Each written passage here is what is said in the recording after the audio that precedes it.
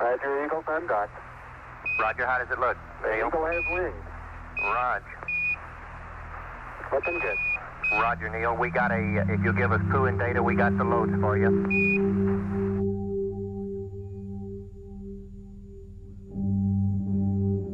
We are now coming up on 30 seconds to acquisition of the command module. And we'll stand by for that event. Columbia, Houston, over. Houston, Columbia, reading you loud and clear. How many? Roger, bye-bye, Mike. How did it go, over? Listen, babe, everything's going just swimmingly. Beautiful. Great. We're standing by for Eagle. Okay, he's coming along. We copy out.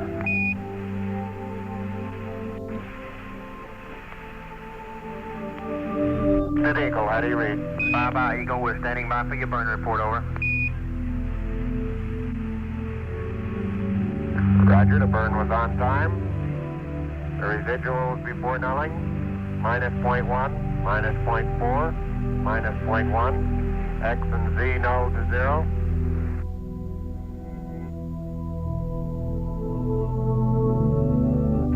Eagle, Houston, we read you now. You're a go for PDI, over. Roger, understand. Lights on.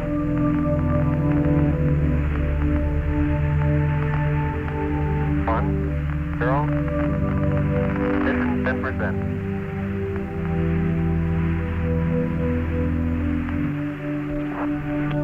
That's 20 seconds, everything looking good. We show altitude about 47,000 feet. Good radar data. Altitude now 33,500 feet.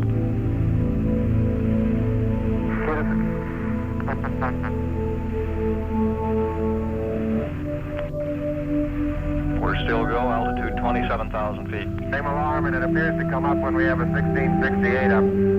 Roger, copy. Eagle, Houston, we'll monitor your Delta Down 8. beautifully. Delta 8 It looks good now. Roger, Delta 8 is looking good to us. Wow. Throttle on time. Roger, copy, throttle down. Throttle down. Better in the simulator. Roger.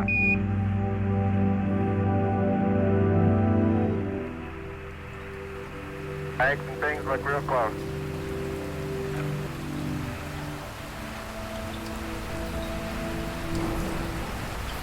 Altitude now 21,000 feet. Still looking very good.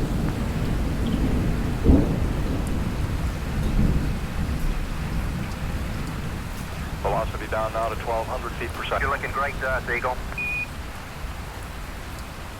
Okay, I'm still on flu, so we may tend to lose as we gradually pitch over. Let me try auto again now, see what happens. Roger. Okay, looks like it's holding. Roger, we got good data.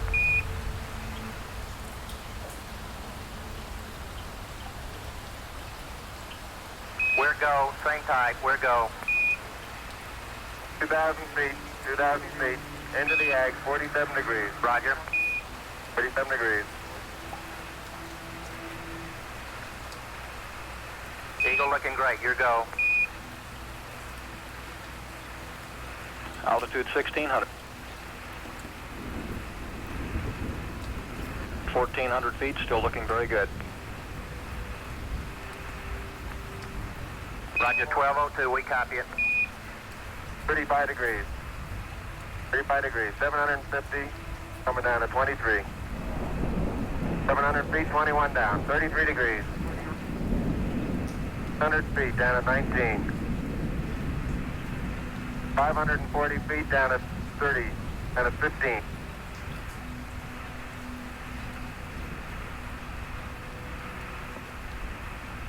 Okay, 400 feet down at 9. Gate forward. 1050 feet down at 4. 30, rip the half down.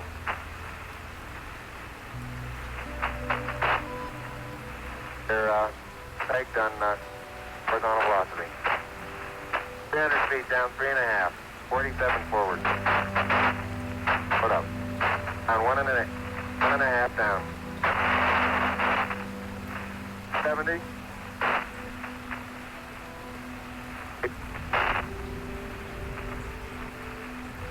Got the shadow up there. 50 down at 2.5. 19 forward. Altitude, velocity light. 3.5 down. 220 feet. 13 forward. 11 forward, coming down nicely, 200 feet. 4.5 down. 5.5 down. 160 feet, 6.5 down. 5.5 down. 9 forward. Good. 120 feet. 100 feet, 3.5 down. 9 forward. 5%. 185. Okay, 75 feet. Car's looking good, down a half. 6 forward. 60 seconds. Lights on. 6. Down 2.5. Forward. Forward. Good. 40 feet, down 2.5. Picking up some dust. 30 feet, 2.5 down. Great shadow. 4 forward. 4 forward, drift into the right a little. 20, down a half. 30 seconds. Forward, drift. Good. Okay.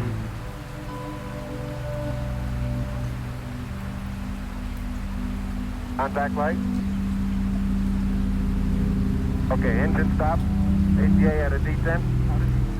Mode control both auto, descent engine command override off. Engine arm off. 413 is in. We copy you down, Eagle.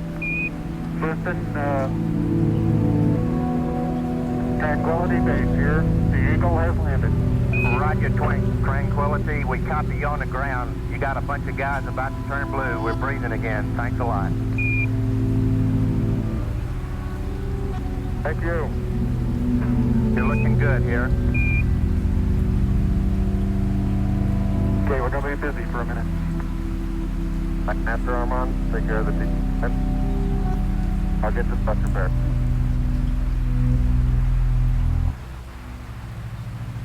Okay, it looks like we're mending the oxidizer now.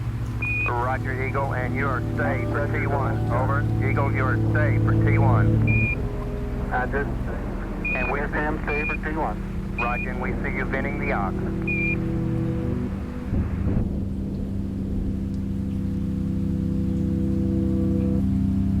Neil Armstrong reporting there. No difficulty adapting to the 1/6 gravity of the moon. Window is a relatively level plain cratered with a fairly large number of craters of the 5 to 50 foot variety, and some ridges, small, 20, 30 feet high, I would guess, and literally thousands of little 1 and 2 foot craters around the area. We see some angular blocks out several hundred feet in front of us that are probably 2 feet in size and have angular edges. There is a hill in view just about on the ground track ahead of us. Difficult to estimate, but might be a half a mile or a mile. Roger, Tranquility. We copy, over.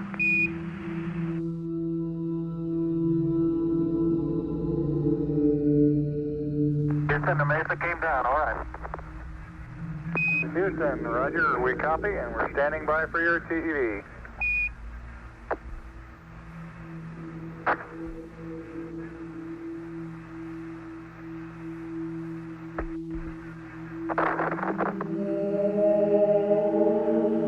Houston, this is Neil, radio check. Neil, this is Houston, loud and clear. Break, Buzz, this is Houston, radio check and verify TV circuit breaker in. Roger, TV circuit breakers in. And base 5 clear. Roger. And we're getting a picture on the TV. You got a good picture, huh? There's a great deal of contrast in it, and currently it's upside down on our monitor, but we can make out a fair amount of detail.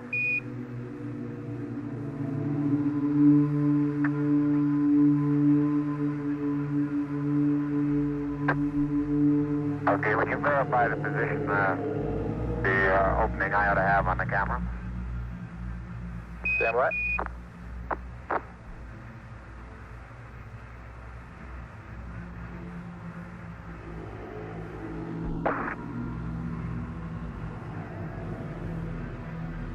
Okay, Neil, we can see you coming down the ladder now. Okay, Neil, we can see you coming.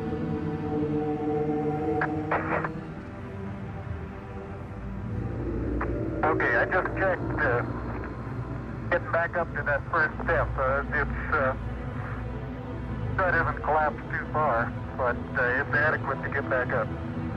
Roger, we copy. It's a pretty good little jump.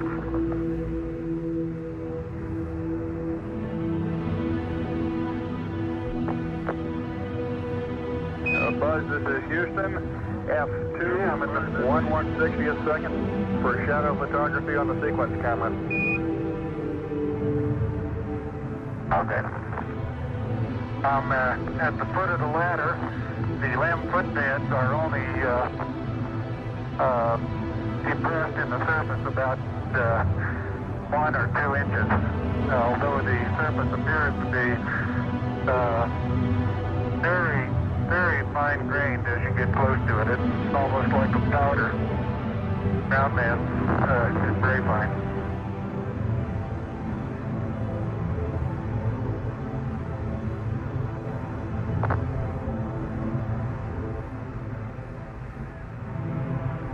I'm going to step off the limb now.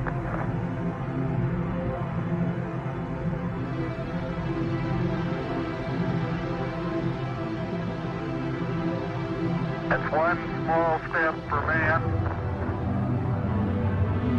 one giant leap for mankind.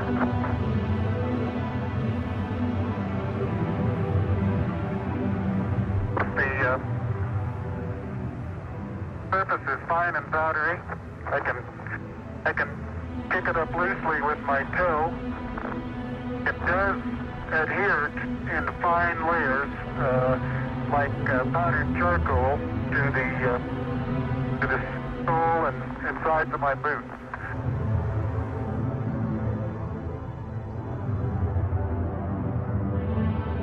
Be sure not to lock it on my way out.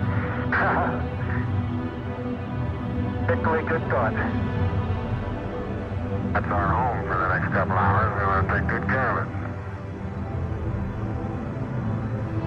Okay, I'm on the top step, and I can look down over the RCU and landing gear pad. It's a very simple matter to hop down from one step to the next. Yes, I found it to be very comfortable, and walking is also very comfortable. But you've got 3 more steps and then a long one.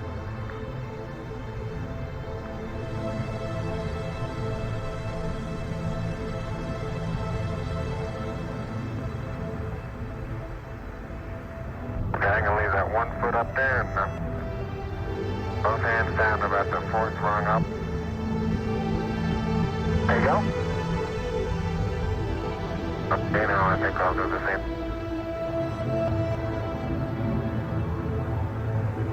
More. About another inch. There, you got it? That's a good step. Yeah. About a 3-footer.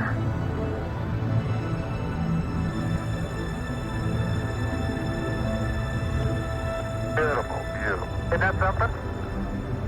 Magnificent sight out here. Magnificent desolation.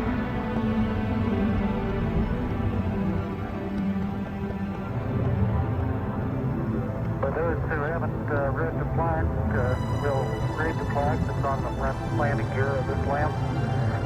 There's 2 hemispheres, one showing each of the two hemispheres of Earth. Underneath it says, "Dear man from the planet Earth, first set foot upon the moon, July 1969, AD.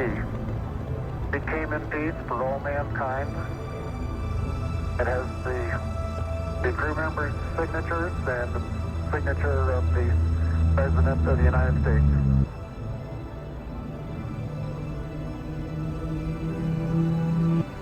Tranquility Base, this is Houston. Could we get both of you on the camera for a minute, please?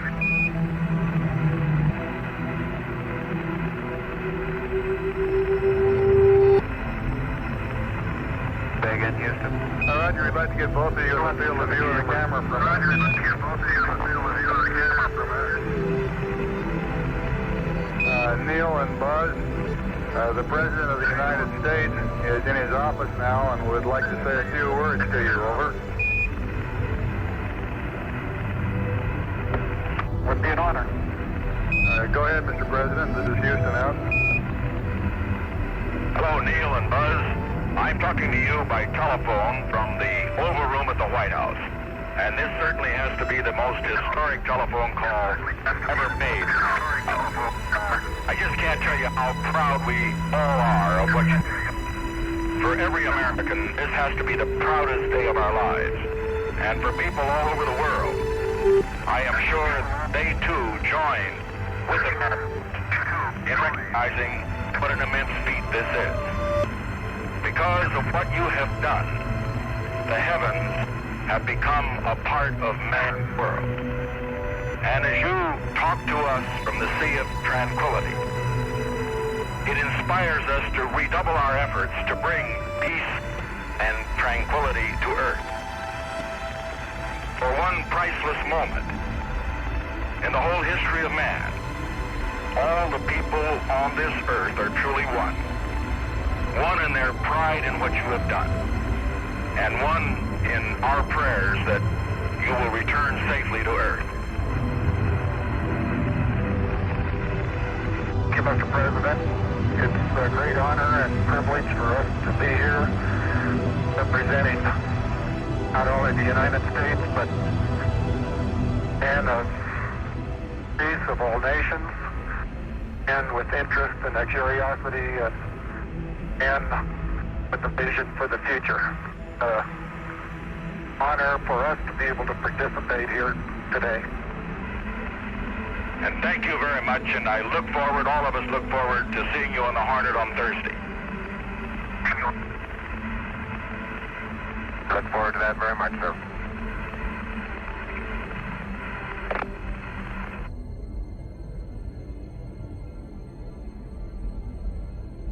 I'm bumping now. Now you're clear. You're rubbing up against me a little bit. Okay. All right, that's right. Turn to the left. Okay. Now move your foot and I'll get the hatch.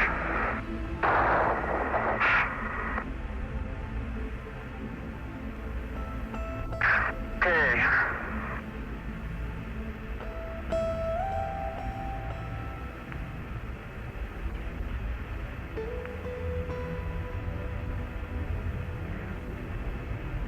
Train hatch is closed and latched.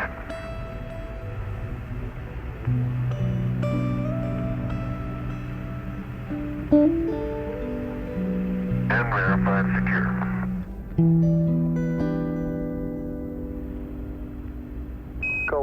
Columbia, this is Houston, over.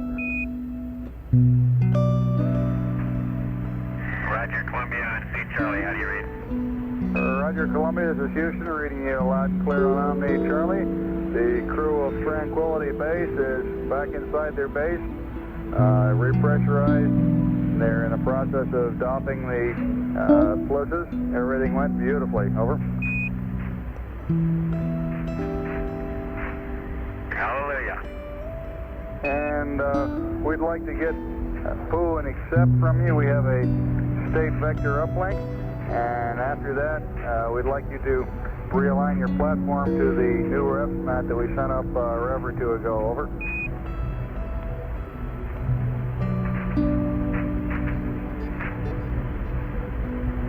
All right. option 1, P52, option 1.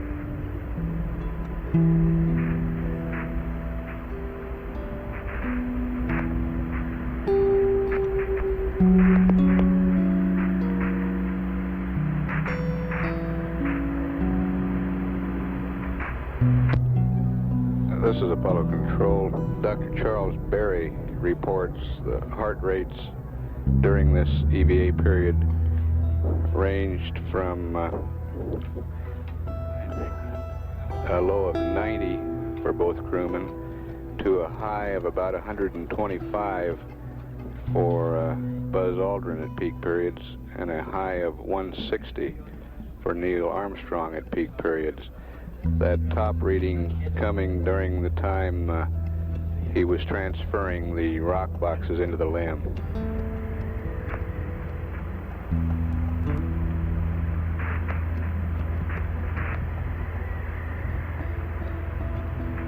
Dr. Berry says the data they got indicates Neil was working very hard at that time.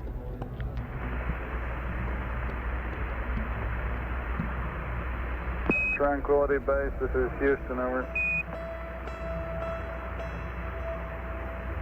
Houston, Tranquility Base, go ahead.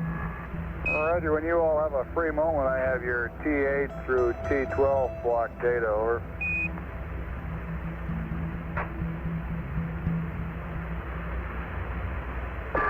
Houston, Tranquility Base, ready to copy.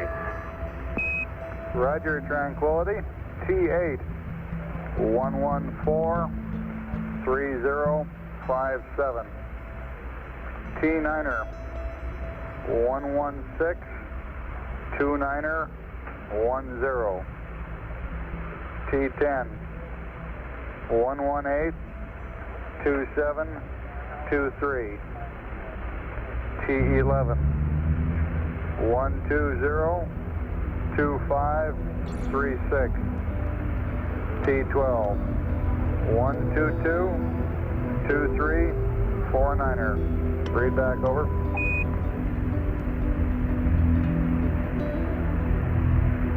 Roger, T8, 114-3057.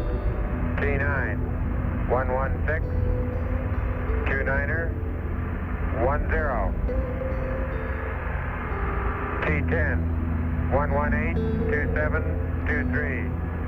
T11, 120-2536. T12, 122-2349er, over. Read back correct. Houston out.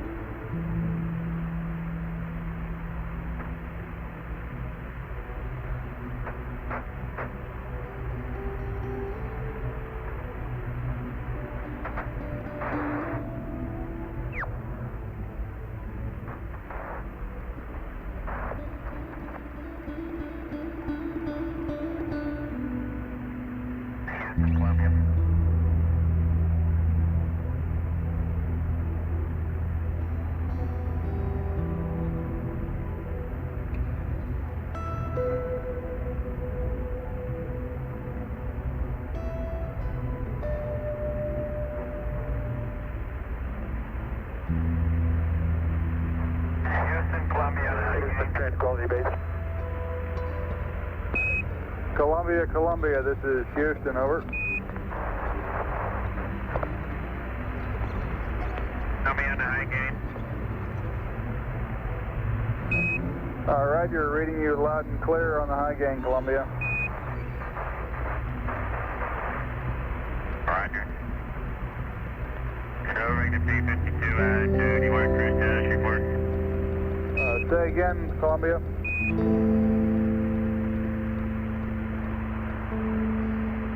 I say again, I am maneuvering to the P52 attitude, and do you want a crew status report?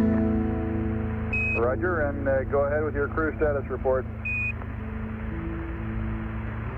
Roger, no medication, radiation 100.16. Houston, we copy.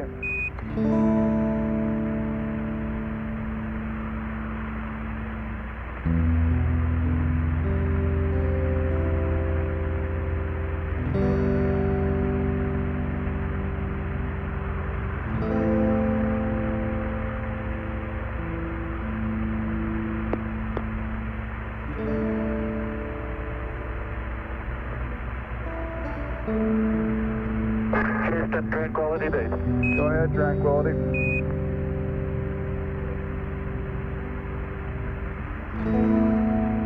Roger.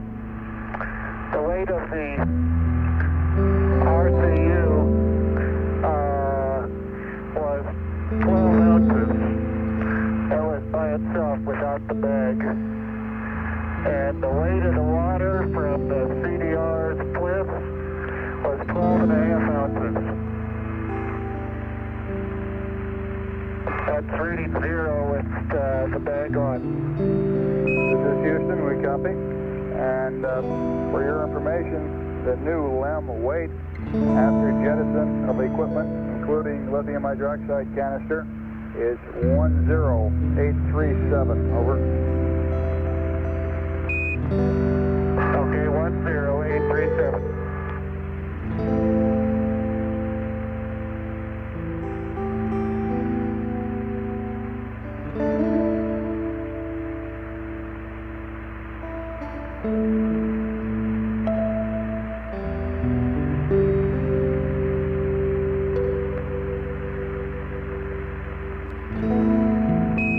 Tranquility Base, this is Houston. In the flight plan configuration, we show that the stability control circuit breaker, ATCA, on panel 16 should be open at this time. Over.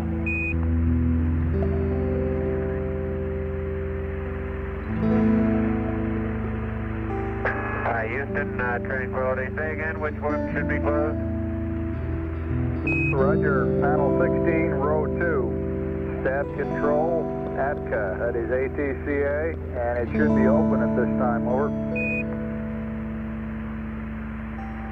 Roger. Coming open. Roger out.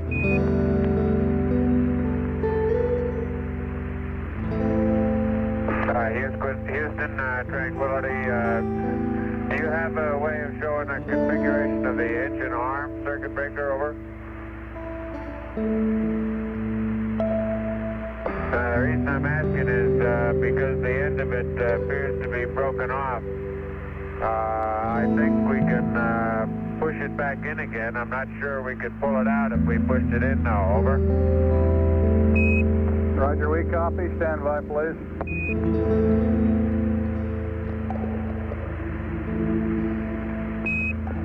Tranquility Base, this is Houston. Our telemetry shows the engine arm circuit breaker in the open position at the present time. We want you to leave it open until it is nominally scheduled to be pushed in, which is later on. Over.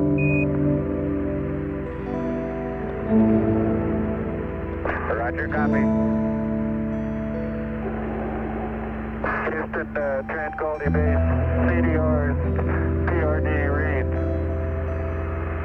11014. Roger, 11014 for the CDR.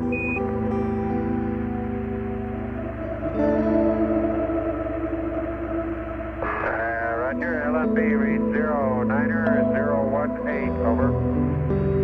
Roger, 09er 018. This is Apollo Control. Dr. Berry reports those dosimeter readings have not changed since yesterday afternoon, indicating that the crew was not subject to radiation on the surface of the moon, or if any, a very negligible amount. Houston, Columbia, over. Columbia, this is Houston. Go ahead. Roger, Bruce. When you get a few minutes, could you give me some words on tomorrow's activities, when they're going to start? Roger.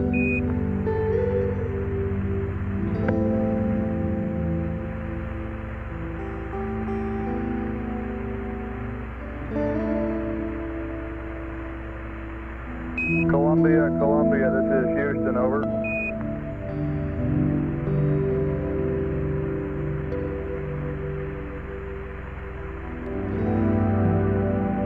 Columbia, this is Houston, over. Go ahead. Roger, Mike. Couple of quick flight plan updates here. First off, we'd like to get an O2 fuel cell purge at time 1:13:30. Are you copying, over? Roger, I'm copying. Secondly, we will return to the nominal timeline with your scheduled wake-up of 1:21 hours and 12 minutes. We sort of slipped by lithium hydroxide canister change number 9 during the EVA and EVA prep. We'd like you to accomplish that now. The COM for sleep will be the normal lunar COM configuration. The RCS configuration, we're requesting you use quad alpha and bravo. A DAP data load for R2 should be 01111. Hurry back, over.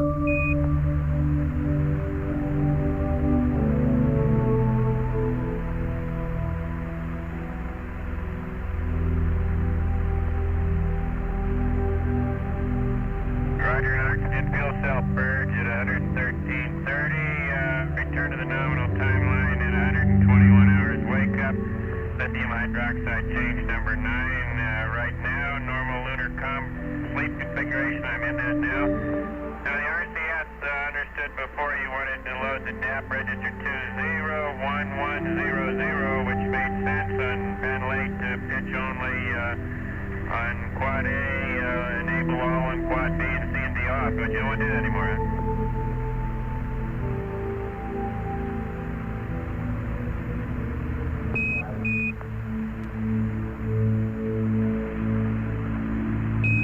Columbia, this is Houston. On your DAP load in R2, we're requesting a 0 and 4 ones. That is 01111. Over.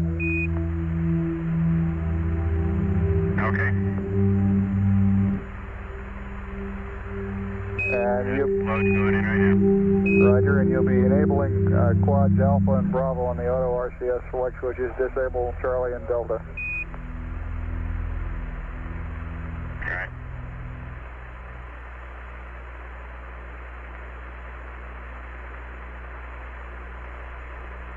And we have a little less than 2 minutes to LOS.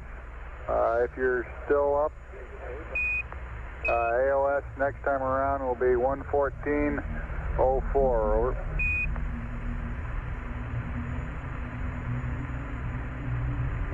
Roger.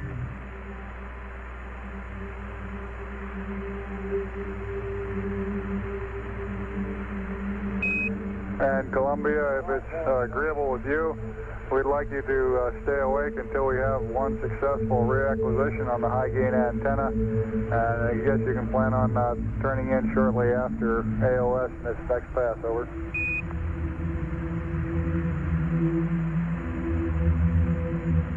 Okay. Roger out.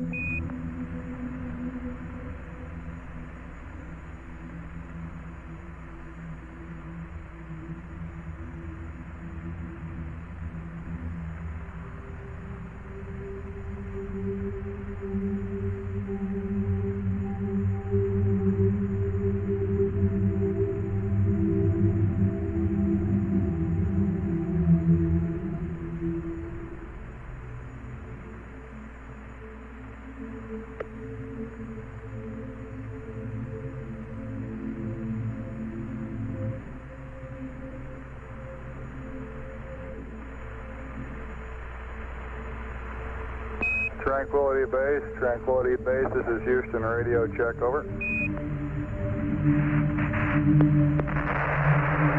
Go ahead, Houston. Roger, reading you loud and clear, just wanted to make sure we still had comm.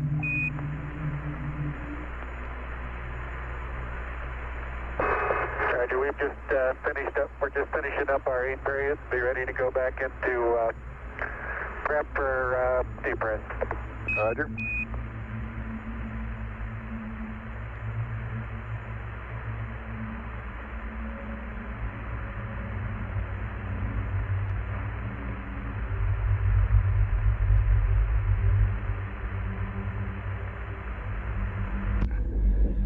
This is Apollo Control, 113 hours, 18 minutes. We have had loss of signal from Columbia. We've asked Mike Collins to stay awake through acquisition on the next rev, which will be number 20, so that we can check the automatic acquisition mode of the high gain antenna. Once we've verified that, he will start his rest period. Planned wake up for command module pilot, 121 hours. This is Apollo Control. We're estimating the change of shift news briefing for 2 a.m. Central Daylight Time. 2 a.m. Central Daylight Time for the change of shift briefing. This is Apollo Control at 113 hours, 29 minutes. The change of shift news briefing is about to start. We will tape any air-ground transmissions during this period for playback after the briefing. If the equipment jettisoning occurs during the briefing, we will come back up and provide that for you live. Base, this is Houston, over. Roger, go ahead, Houston. Roger, on your next depressurization, it's acceptable to use the overhead hatch dump valve in addition to or instead of the forward hatch dump valve to speed up the depressurization of the cabin. I have a T13 update for you, and if you could sometime here give us poo and data, we'll uplink you a new CSM state vector, over. All right. You've got the Disky. Roger, your T13 time is 124-2202, over. Roger, T13, 124-22, is that 02, over? That's affirmative, that is 02. And do you have a time estimate for us until you're ready to start cabin depress, over? 15 minutes, maybe? Roger.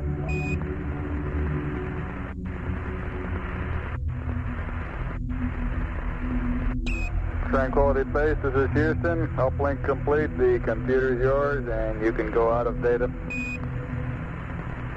Roger. Go ahead, Tranquility Base here. Roger, just want to let you guys know that since you're an hour and a half over your timeline and we're all taking a day off tomorrow, we're going to leave you. See you later. I don't blame you a bit. That's been a real great day, guys. Really enjoyed it. Thank you. Couldn't enjoy it as much as we did. Roger. It was great. Sure wish you'd hurry up and get that trash out of there, though. Yeah, we're just about to do it. Okay.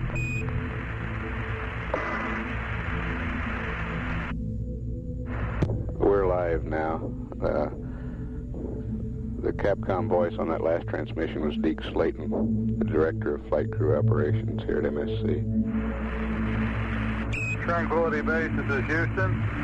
We show the suit relief valve still in the auto position. It should be closed, over. Columbia, this is Houston, over. Houston, Clay, go ahead. Roger, we've successfully reacquired the high gain antenna. Unless you have some other traffic with us, I guess we'll bid you a good night and let you get some sleep, Mike, over. Okay, sounds fine. And we are going to power down the voice subcarrier part of our uplink to you in order that we don't disturb you while we're talking to Tranquility Base. If you need us, just give us a call and we can respond with a time lag of about a minute to a minute and a half in getting reconfigured. Over. Okay, thank you. Roger, and good night. Great, thanks, man.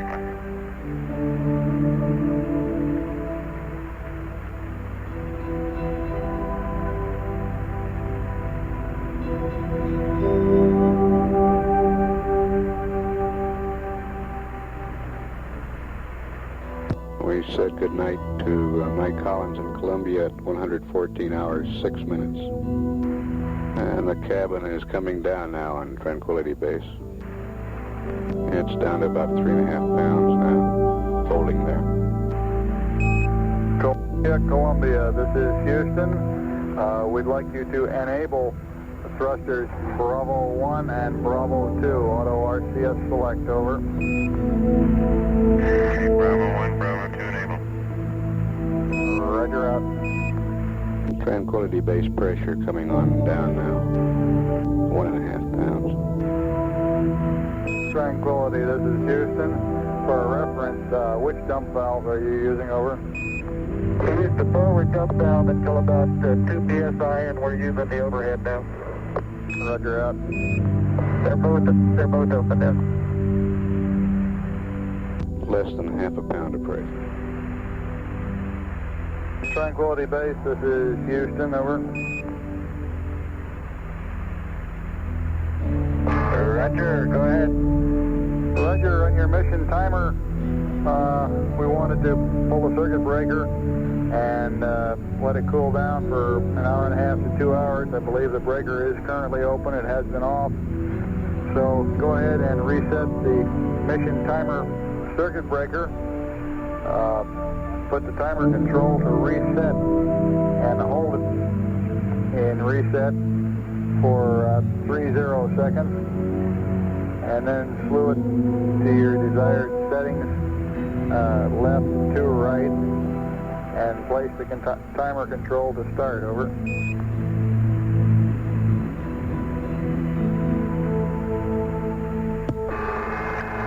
Okay, we'll try it.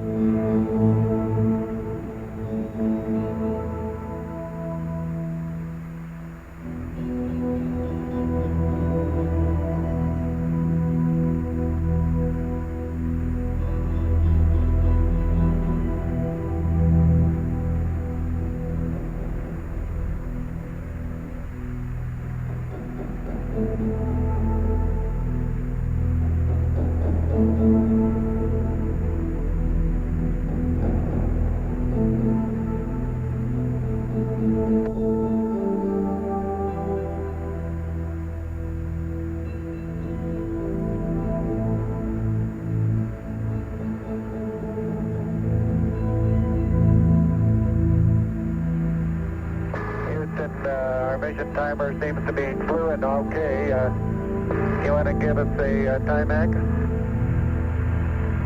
Or can we get up the CMC? LGC, I mean.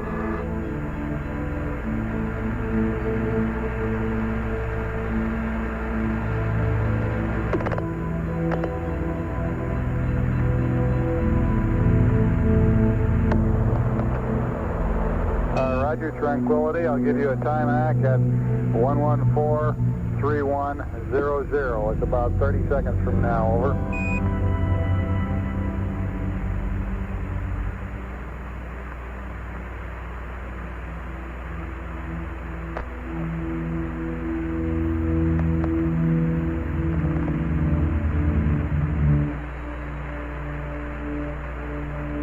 Stand by for a mark at 114.31. Stand by. Mark.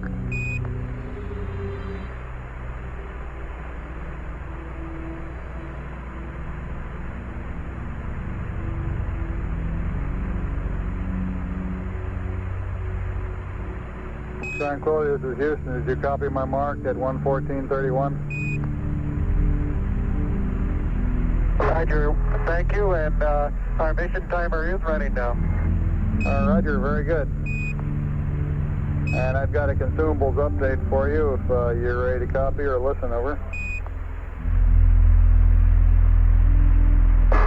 Stand by.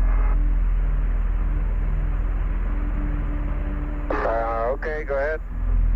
Okay, RCS Alpha is 81%.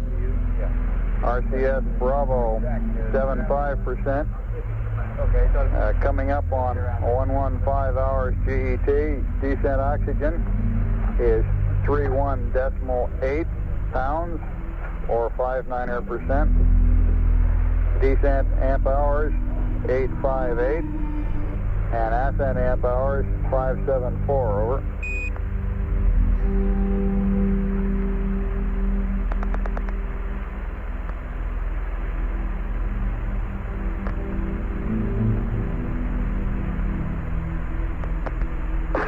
Roger, copy. Thank you very much. Roger out.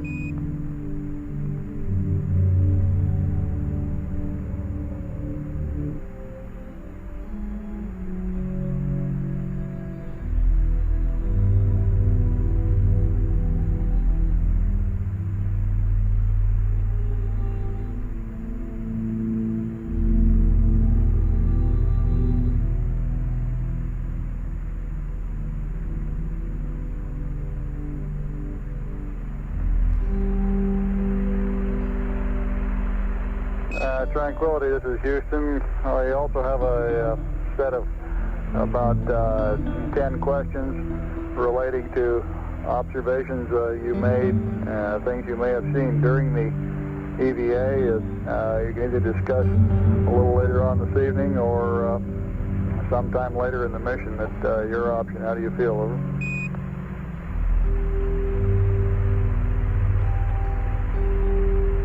I guess we can take a couple up now. Okay, and your friendly green team here has pretty well been relieved by your friendly maroon team, and I'll put Owen on with the questions. Tranquility. Okay, thank you, Bruce. Ambient. Good. Tranquility, Houston. First question here is your best estimate of the yaw on the limb as compared to the nominal pre-flight plan. Over.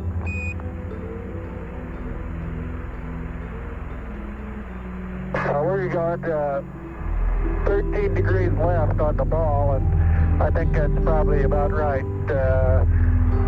Looking at the shadow and so on, we're probably about 13 degrees left of the shadow. Roger, that's 13 degrees left of the shadow. And next question relates to the depth of the bulk sampling that you obtained near the first part of the EVA, and any changes in composition that you might have observed during the bulk sampling interval. Over.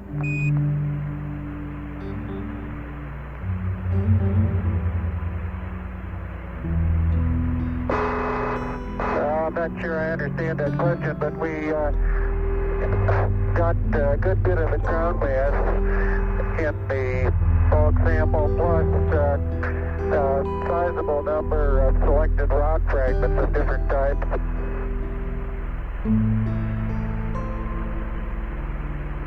Roger, Neil. One of the implications here is the depth from which the bulk sample was collected. Did you manage to get down several inches or near the surface? Over.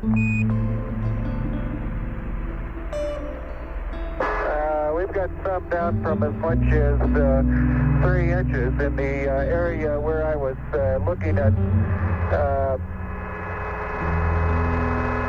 variation with depth in the bulk sample. There really wasn't appreciable difference, and I didn't run into any hard band. Later on, or at some other times in other areas, why I'd get down just a short distance, an inch or two, and couldn't go any further. Roger, I believe we understand down as deep as 3 inches, did not hit any hard bed, and no significant changes in composition to that depth. Next question. The second SRC was packed rather hurriedly due to the time limitation, and wonder if you would be able to provide any more detailed description of the samples which were included in the second SRC. Over.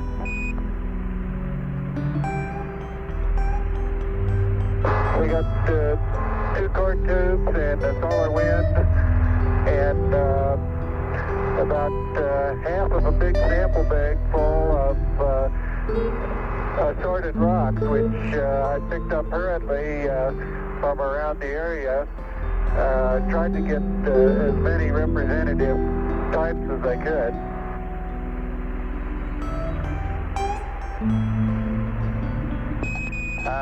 Roger, Neil.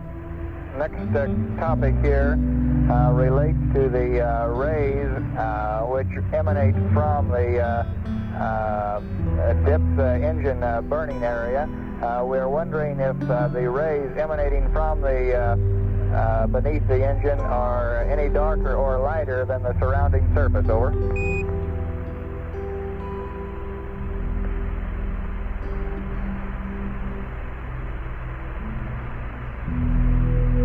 The ones that I saw back in the aft end of the spacecraft appeared to be a good bit darker, and of course, viewed from the aft end, while they did have the sun shining directly on them, it seemed as though the material had been baked somewhat, and also scattered in a radially outward direction. But in that particular area, this feature didn't extend more than about 2, maybe 3 feet from the skirt of the engine. Over. Roger, understand that near the aft end out to the east, that the rays did appear darker. I understand, Buzz, that this was the appearance of the material which had been uncovered by the rays that appeared darker for 2 or 3 feet extending outward. Is that correct? No, I wouldn't say it was necessarily material that had been uncovered. I think some of the material might have been baked or in some way caused to be more cohesive and perhaps flow together in some way. I don't know. Now, in other areas, before we started trampling around out in front, why, we could see that small erosion had taken place in a radially outward direction, but it had left no significant mark on the surface other than just having eroded it away. Now, it was different back in the right under the skirt itself. It seemed as though the surface had been baked in a streaked fashion, and I think a couple pictures on film will show this, but that didn't extend out very far. Over. Roger, Tranquility, and this baked appearance that you've described, at least the suggestion is that it was due to the heat of the engine at any rate. Next subject did... I believe so. Roger. Next subject, did either of the solar panels on the PSE touch the surface of the moon during deployment? Over.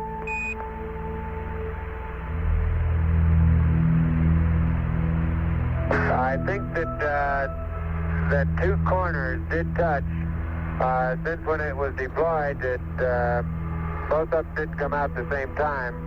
It unfolded a little unevenly, and of course the terrain that it was on was a little bit not quite as level as it would as I would like to have it. And I think that 2 corners did touch to about 1 inch, 3/4 to a half an inch deep, and maybe along the bottom it might have been maybe 3 inches, leaving a small triangular coating on 2 of the corners. And I think these are on the western ones. Over. Roger, understand the description there. And the next subject on the two core tubes which you collected, how did the driving force required to collect these tubes compare? Was there any difference? Over.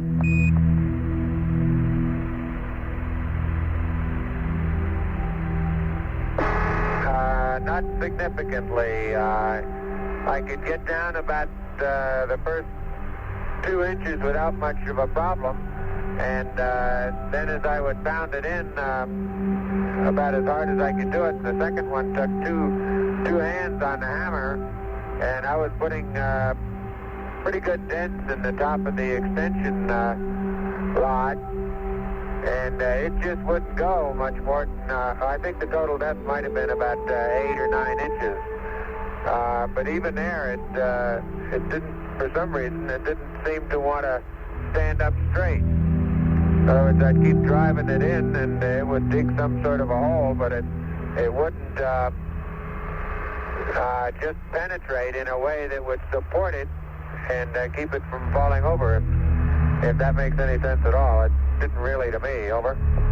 Roger, Buzz. I think I've got the picture. You indicate that little difference between the two samples, and that in each case you got down about 2 inches without any problems, and then had to continue hammering rather vigorously in order to continue driving it into a total depth of 8 or 9 inches. And even at that point,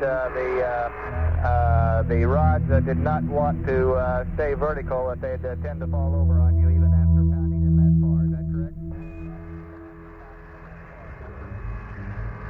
Yeah, that's about it. It wasn't a rapid change in resistive force.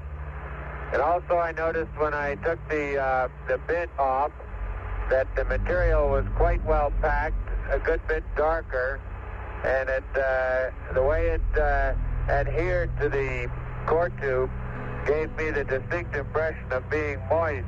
Over. Roger, understand the general impression of being moist as packed in the core tube. Next question, we did copy your comments prior to the EVA of your general description of the area. We wonder if either of you would have any more lengthy description or more detailed description of the general summary of the geology of the area. Over.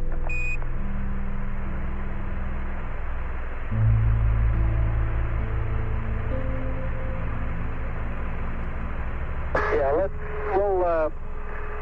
we'll postpone our answer to that one until tomorrow, okay? Yes, indeed. That'll be fine. Just a couple more here, and I think these may not be quite as lengthy as number 7 there. Can you estimate the stroke of the primary and secondary struts? Over.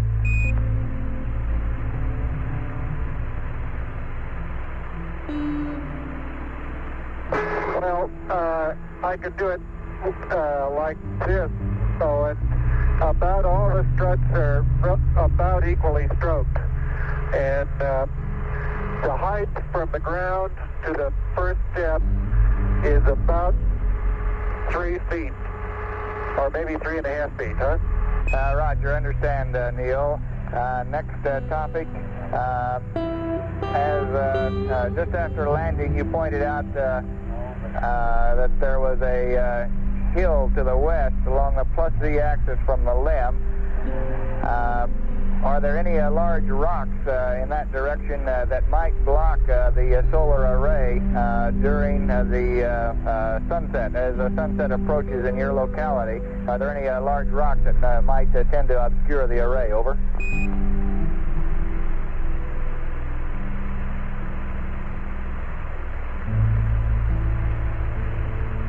I don't believe so.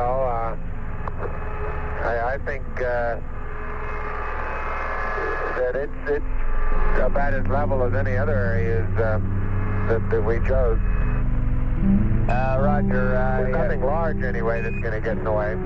Roger, copy. That's also the way it appeared from the television, I think. And now the final question.